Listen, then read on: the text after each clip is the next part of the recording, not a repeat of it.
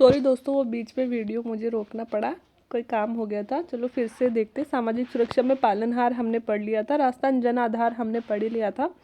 चलते हैं सिलिकोसिस नीति में। दोस्तों, सिलिकोसिस रोग से अगर कोई पीड़ित हो जाता है तो उसे 3 लाख रुपए की सहायता देती है सरकार।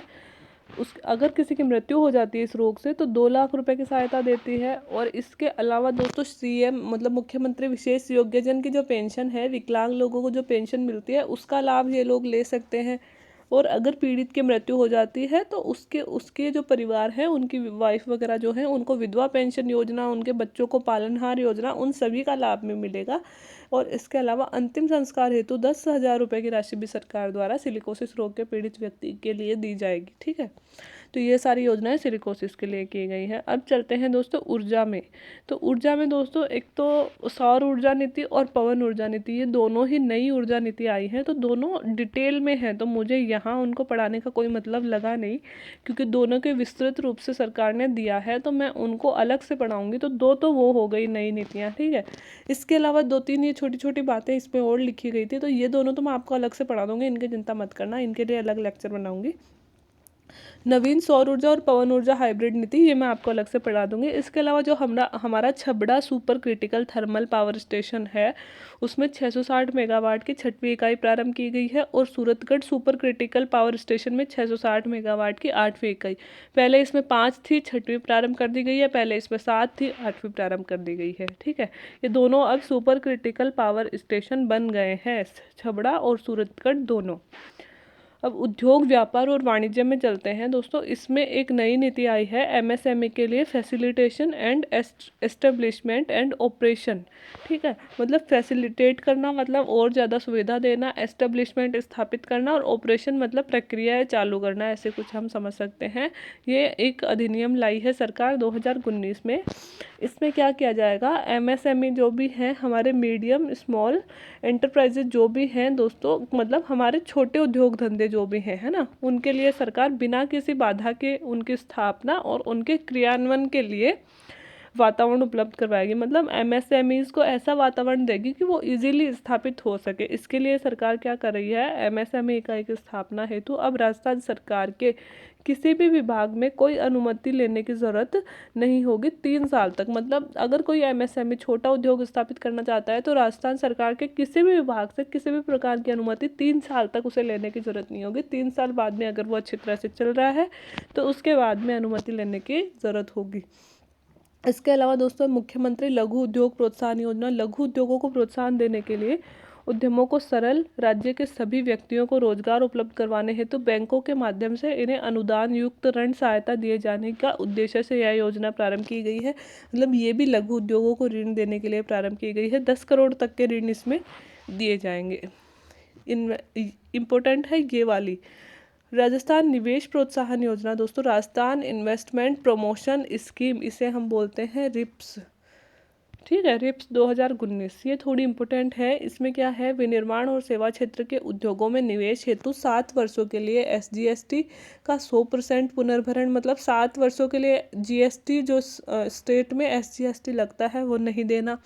इसके अलावा विद्युत दर, स्टाम्प ड्यूटी, मंडी शुल्क, इन सब में 100% की छूट दी गई है। मतलब ये सब कुछ भी नहीं देने हैं 7 वर्षों तक।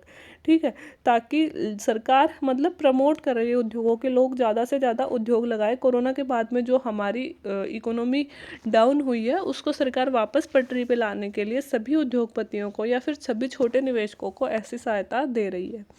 वन स्टॉप शॉप प्रणाली भी खोली गई है दोस्तों। इसका नाम से स्पष्ट है कि एक ही जगह पे सारी तरह की सुविधाएं।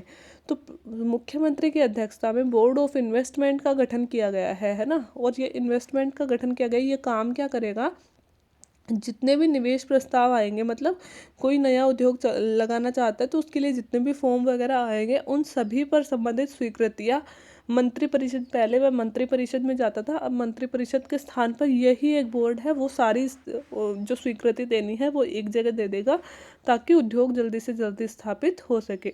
इसके अलावा दोस्तों राजस्थान पर्यटन नीति भी लाई गई थी 2020 में। इसमें पर्यटन सेक्टर को थ्रस्ट सेक्टर घोषित करने, मतलब उसको सबसे ज़्यादा उसमें इन्वेस्टमेंट करने के लिए पर्यटन के क्षेत्र में उपक्रमों को ज़्यादा लाभ दिए जा रहे हैं। मतलब पर्यटन के क्षेत्र में अगर कोई भी कार्य करता है तो उसको सरकार बहुत ज़्यादा प्रोत्साहन देगी।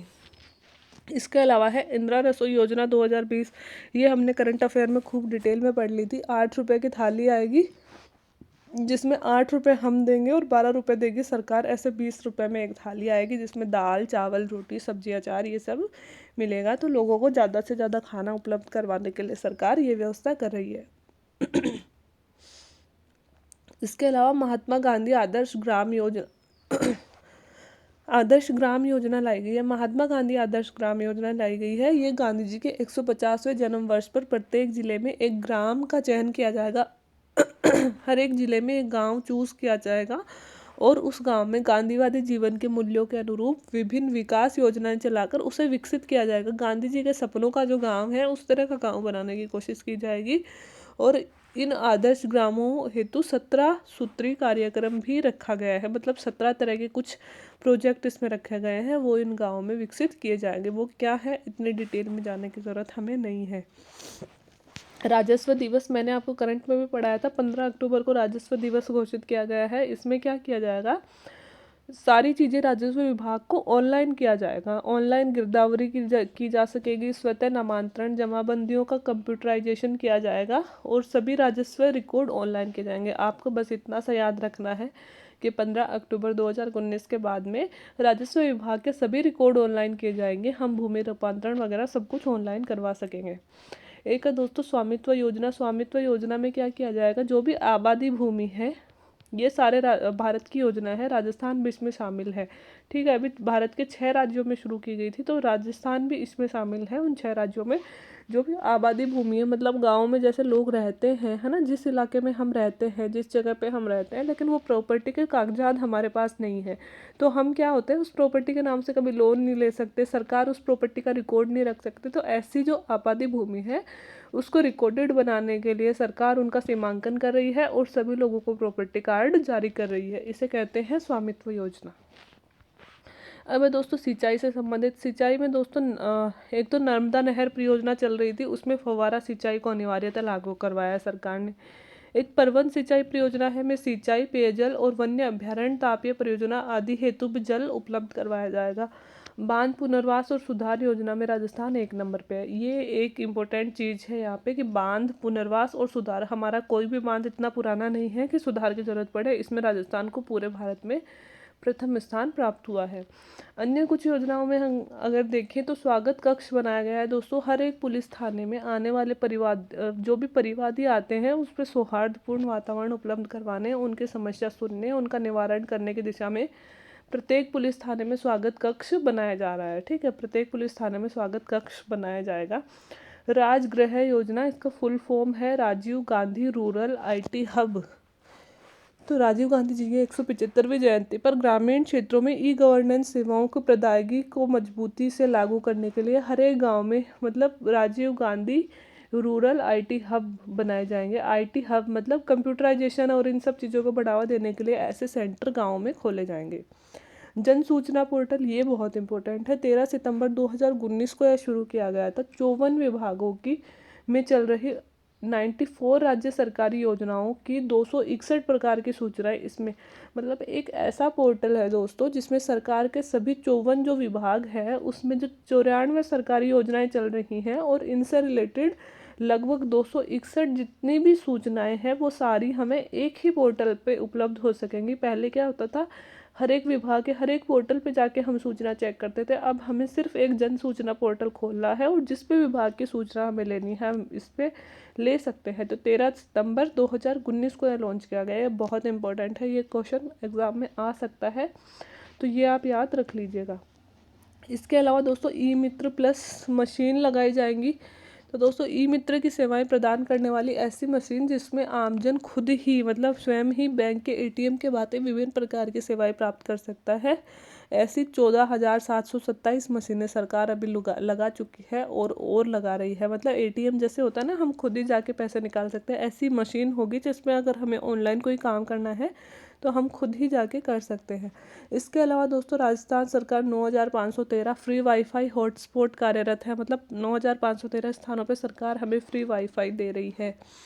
कोविड प्रबंधन हम देखते हैं कि सरकार ने कोविड में क्या क्या काम किया है। तो दोस्तों सबसे पहले तो RT-PCR जो टेस्ट होता है कोविड का, सबसे मतलब इम्पोर्टेंट टेस्ट यही होता है, सबसे पुख्ता जानकारी हमें इससे ही मिलती है। तो सभी जिला मुख्यालयों में RT-PCR टेस्ट की सुविधा, सब मतलब 33 ज़िले हैं, हर एक 33 ज़िले के हेडक्वार्टर मतलब डिस्ट्रिक्ट हेडक्वार्टर पे हमें RT-PCR टेस्ट सुविधा सरकार ने उपलब्ध करवाई है। और कोविड काल में भी 60,000 टेस्ट प्रतिदिन सरकार ने किए हैं। और इसकी राशि भी घटाकर अब 600 रुपये कर दी गई है। पहले इसकी राशि ज़्यादा थी, अब घटाकर 600 रुपये सरकार ने कर दी है। इसके अलावा कोविड काल में डेडिकेटेड कोविड हॉस्पिटल खोला है सरकार ने, जिसमें 1200 बेड और 205 ICU बेड्स वगैरह हैं। स्वास्थ्य मित्र बनाए, स्वास्थ्य मित्र जो थे 90,000 से ज़्यादा स्वास्थ्य मित्रों को प्रशिक्षित किया है ताकि आमजन को कोविड से जागरूकता ला सके, है ना। तो 90,000 से ज़्यादा स्वास्थ्य मित्रों को ट्रेनिंग दी सरकार ने ताकि कोविड के प्रति जागरूकता फैला सके। कोविड-19 के दौरान राज्य कर्मचारी कोरोना वॉरियर्स की मृत्यु होने पर 50 लाख रुपए की राशि सरकार दे रही थी कि अगर कोई भी कोविड वॉरियर की मृत्यु हो जाती है तो उसे 50 लाख रुपए की राशि उसके परिवार को दी जाएगी। इसके अलावा दोस्तों कोविड में निःशुल्क गेहूँ वितरण किया गया। PDS में जो सार्वजनिक जो वितरण प्रणाली है उसमें चयनित जितने भी परिवार हैं उनको अप्रैल मई जून में निःशुल्क गेहूँ दिया गया था, ठीक है। और इसकी मतलब आगे बढ़ा भी दी गई थी, शायद अक्टूबर तक दिए गए थे, ठीक है। इसके अलावा सरकार ने एक योजना चलाई थी, कोई भूखा न सोए योजना। इसमें प्रवासी जो भी मजदूर हैं, लॉकडाउन में जो बेरोजगार हो गए हैं, ऐसे परिवारों का सर्वे करवाकर सरकार ने 10 किलो गेहूँ या चावल और 2 किलो चना प्रति परिवार उपलब्ध करवाया ताकि कम से कम उनको खाने के लिए कमी न रहे, कम से कम खाने का अनाज उनके पास उपलब्ध हो। एक दोस्तों जीवन के लिए अमृता योजना, यह भी एक योजना कोविड काल के दौरान चलाई गई। इसमें क्या किया गया, राज्य स्टेट मेडिसिन प्लांट्स बोर्ड द्वारा महामारी में रोग प्रतिरोधक क्षमता बढ़ाने हेतु लोगों को गिलोय के औषधीय गुणों की जानकारी देते हुए 50,000 गिलोय पौधे वितरित किए गए।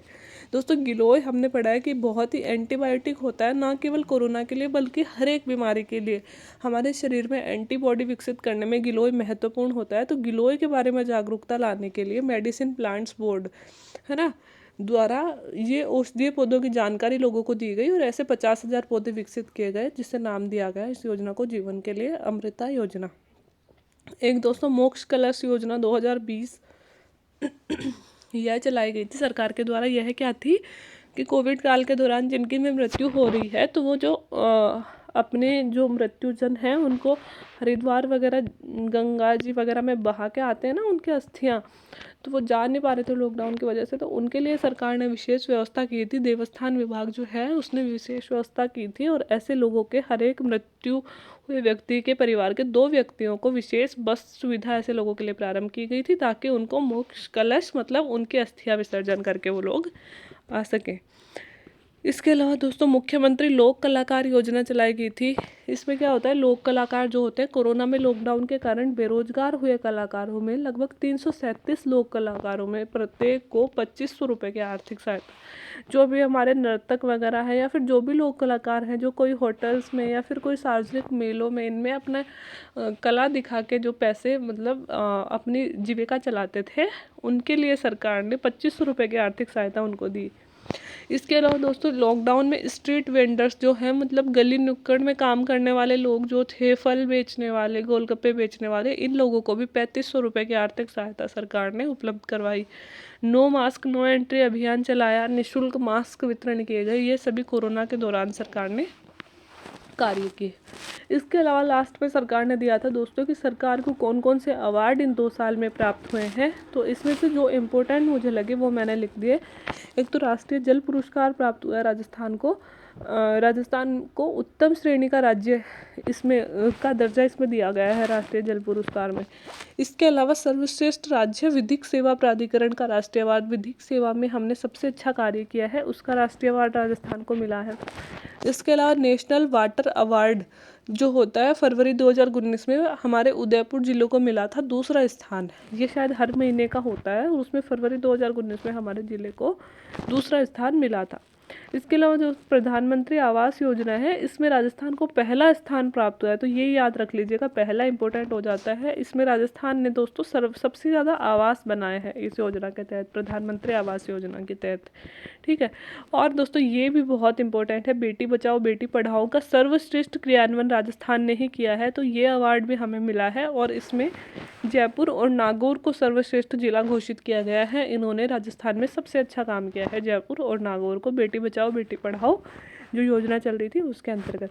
तो दोस्तों ये थी हमारी 2 साल की और सभी लेटेस्ट योजनाएं। मुझे नहीं लगता इससे बाहर कोई योजना बची होगी जो हमारी सरकार ने चलाई है और हमने शामिल नहीं की, क्योंकि ये सरकार का खुद का ही PDF था जो 2 साल पूरा होने पर उन्होंने लॉन्च किया था। तो आज के लिए इतना ही। अगर अच्छा लगा हो तो प्लीज़ लाइक कर दे वीडियो को और दोस्तों से शेयर करते रहे, चैनल को सब्सक्राइब कर ले। Thank you very much.